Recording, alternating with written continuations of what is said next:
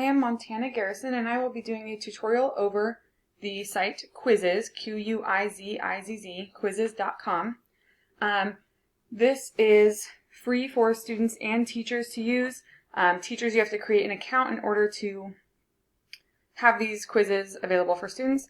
Students have the option of joining Quizizz without an account, or depending on what you want to do, they can create an account and you can assign quizzes to them.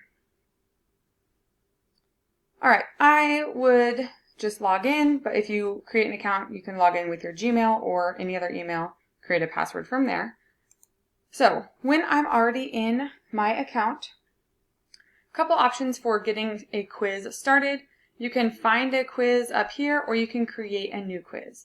If you wanted to just start with all your own questions, create a new quiz, we're going to say that this is exponents.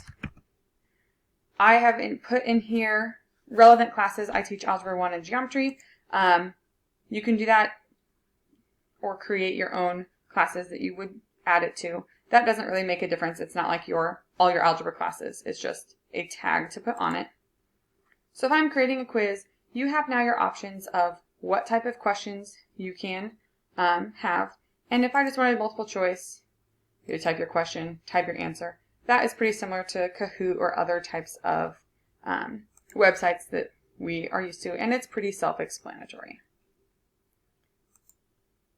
The other option is, if you don't want to create a new quiz, you can find a quiz that has questions that you like. So if I wanted to find an exponents quiz, these are all different quizzes other teachers have created.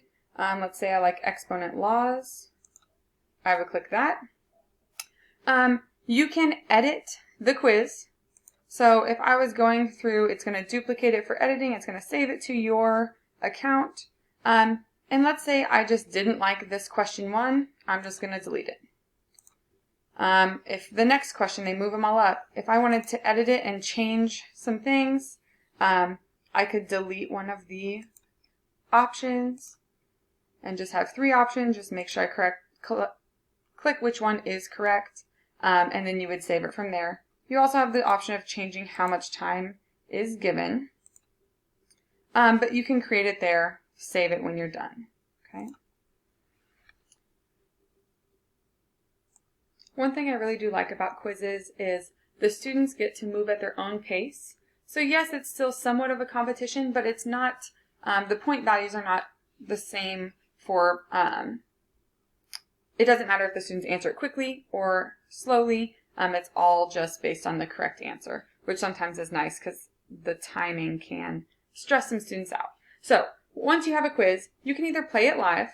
That's where students would get this game code. They would go to joinmyquiz.com, type in the game code, enter their name, and you would be able to play from there.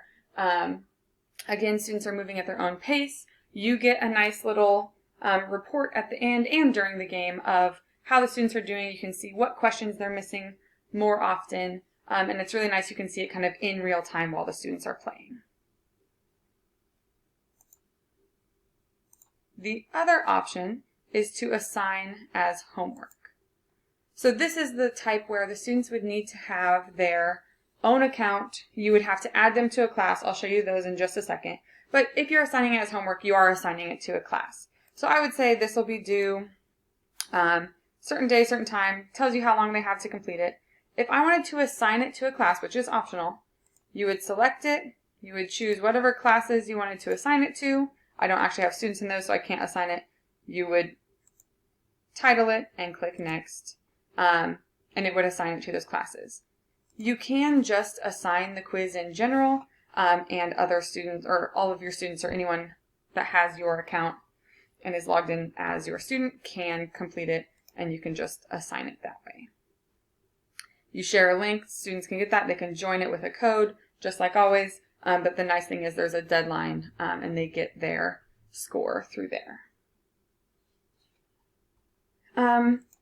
Over here on the left, the classes tab, this is where you would actually add your classes and have students join those classes. So I could create a class, type in the name just like I did here, or you can connect your Google Classroom where you already have your classes pre-made, which is nice.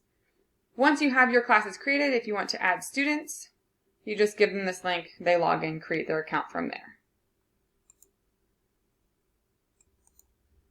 I think this would be really good to use as like an exit ticket, maybe at the end of the lesson, just to get a quick little gauge of how your students are doing on the material. Formative assessments, it could be in place of their homework or in place of a quiz. The nice thing is students can do these quizzes multiple times, and you could say, do the quiz until you get a score that you like, and that could be the score in the gradebook. So they have a little bit of control over that. When it comes to Bloom's taxonomy, it falls into the applying and analyzing levels. Kind of those keywords are complete, solve, compare, identify, categorize, and you can choose the type of questions you ask to meet those different needs. And in the SAMR model, it falls into augmentation because it is, the technology is substituting it, but it has significant improvement.